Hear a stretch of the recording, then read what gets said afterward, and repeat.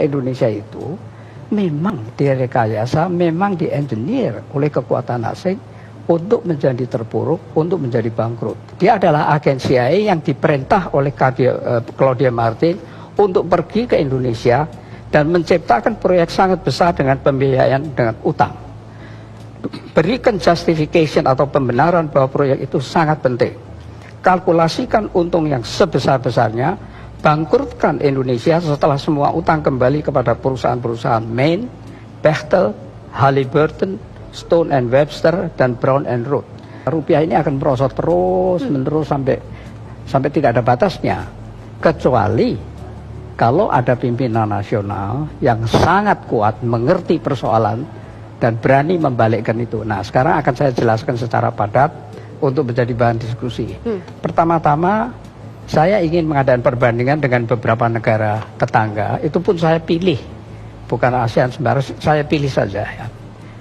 Per 31 Desember 1970 sampai hari ini, ya, Singapura dolar 19 tahun 70 itu 1 US dollar 3 dolar.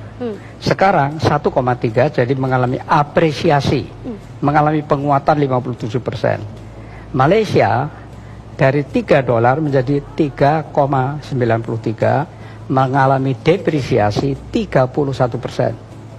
Lalu Thailand dari 21 menjadi 31,86, mengalami depresiasi 52%.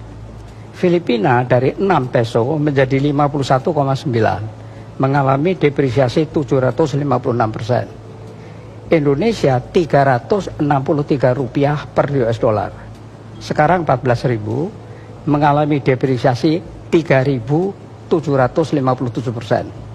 Kalau sepanjang 48 tahun seperti ini, mengapa selanjutnya tidak, gitu kan?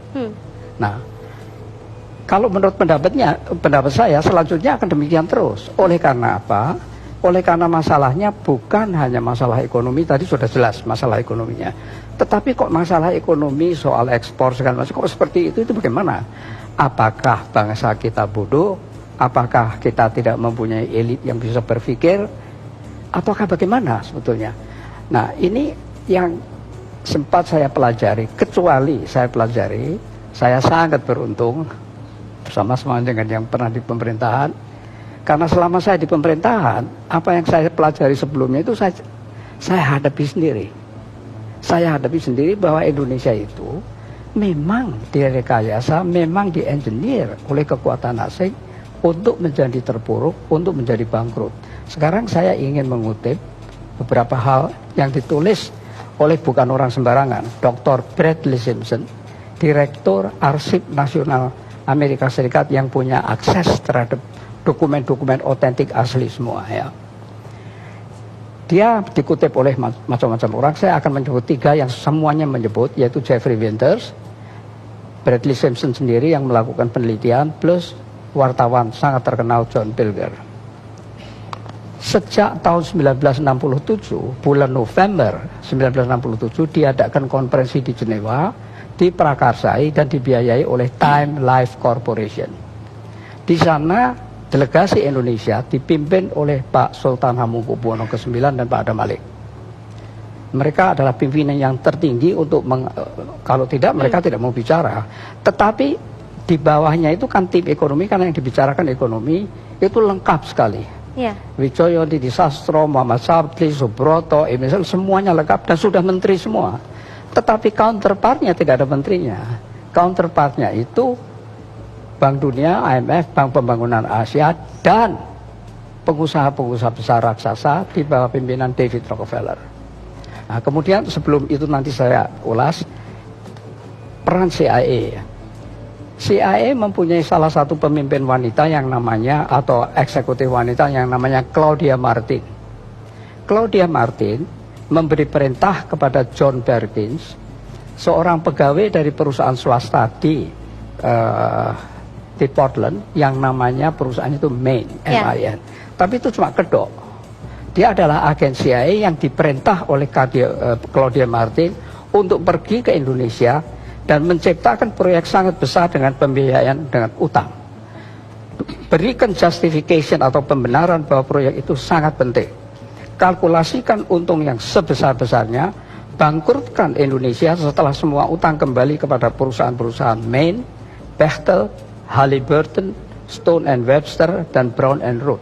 Katakan bahwa proyek ini akan meningkatkan PDB tanpa peduli siapa yang menikmati. Katakan juga bahwa PDB bisa naik oleh satu proyek saja yang besar. Oleh karena definisinya memang demikian. Buat pengusaha yang terkait senang dengan memberikan komisi, imbalan lain, dan kenikmatan-kenikmatan lain, antara lain fallback position. Kalau kesulitan di Indonesia akan ditampung di IMF, World Bank, dan sudah ada buktinya kan, ya.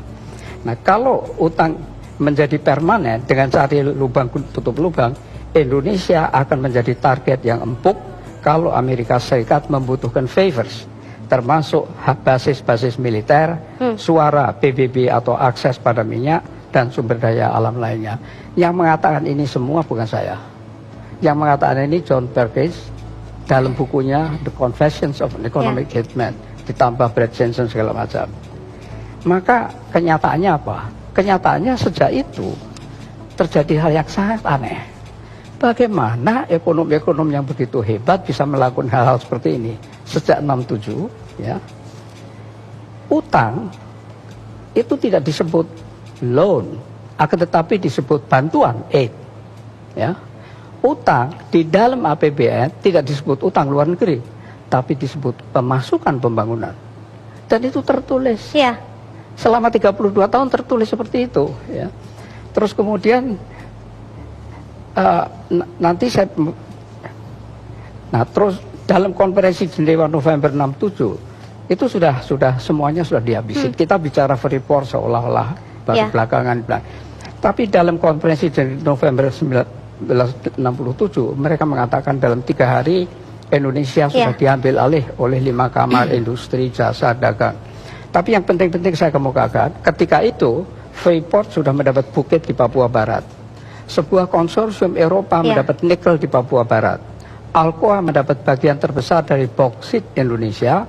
Sekelompok perusahaan-perusahaan Amerika, Jepang, dan Prancis mendapat hutan tropis di Sumatera, Papua Barat, dan Kalimantan. Nah, sekarang solusinya bagaimana? Kalau kita mau mencari solusi, kita mesti membedakan antara 2 hal, yaitu keunggulan itu ada 2, keunggulan komparatif atau keunggulan kompetitif. Keunggulan kompetitif itu adalah kemampuan untuk berkompetisi ceteris paribus sama 2 negara, tapi yang satu lebih bisa. Kompetitif kita tidak punya. Tadi sudah disebut, kita tidak punya itu sama sekali pada umumnya, tidak pernah punya. Dibuat sampai tidak punya, atau memang tidak mampu betul, saya tidak tahu. Jadi ini memang dibuat terus, menerus, seperti yang saya katakan tadi, supaya terjerat, supaya menjadi target, karena Indonesia ini besar dan kaya. Nah, sekarang tadi saya baru bicara mengenai komparatif dan kompetitif. Ya. Kompetitif tidak mampu, sebabnya perlu kita cari kenapa kok tidak mampu. Nah, kalau komparatif itu karena tidak ada usaha manusia.